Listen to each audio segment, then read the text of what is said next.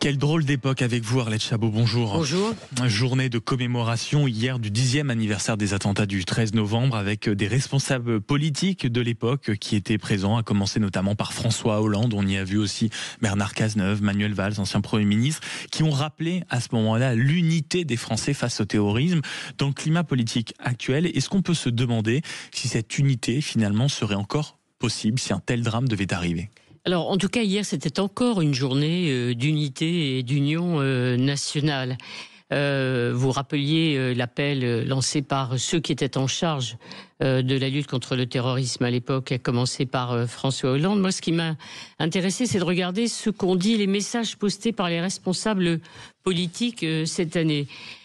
Olivier Faure, les fanatiques de Daesh voulaient nous abattre, nous avons tenu ensemble. Bruno Retailleau, nous devons rester unis, lucides, intraitables. Marine Le Pen, nous voulons commémorer le souvenir d'une tragédie et du lien indissoluble qui nous réunit en tant que peuple. Jean-Luc Mélenchon, ne jamais donner prise à la division de notre peuple que les assassins ont pour premier objectif.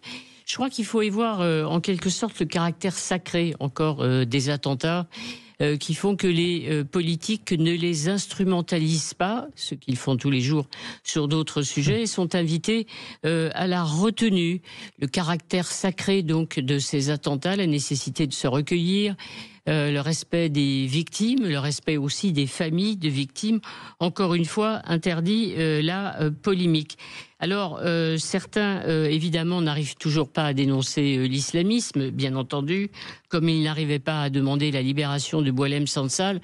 Mais au fond, hier, encore une fois, ce n'était pas le jour où l'on jouait avec les mots et où l'on faisait des procès d'intention à son adversaire. Et justement, dans la logique de ce que vous dites, Arlette, il y a eu un sondage publié hier sur le site du Figaro, qui est un sondage Odoxa, qui nous explique que 70% des Français, en réalité, n'ont pas confiance dans la capacité du gouvernement à endiguer la menace terroriste. Est-ce que ce résultat est lié, on va dire, uniquement à la défiance générale qu'on peut trouver aujourd'hui sur le climat actuel et le gouvernement d'Emmanuel Macron ? Alors évidemment, la défiance globale à l'égard du pouvoir, mais je crois que c'est plus important parce qu'au fond, les Français qui sont touchés, encore une fois, par ces commémorations, écoutent bien les responsables de la lutte antiterroriste, les policiers qui s'expriment et qui décrivent une réalité qui est, au fond, que la menace continue, même si elle évolue, puisque les attentats ne sont pas commandités ou organisés de la Syrie, mais aujourd'hui, l'islamisme et les terroristes existent.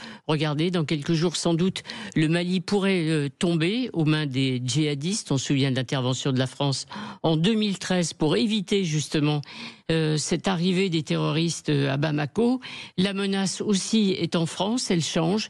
C'est la radicalisation d'individus de plus en plus jeunes, des mineurs, moins de 21 ans, 70% de ceux qui ont été interpellés pour faits de terrorisme ces derniers mois. Donc, on sait que la menace, effectivement, est importante. Même 6 attentats ont été déjoués depuis le début de l'année.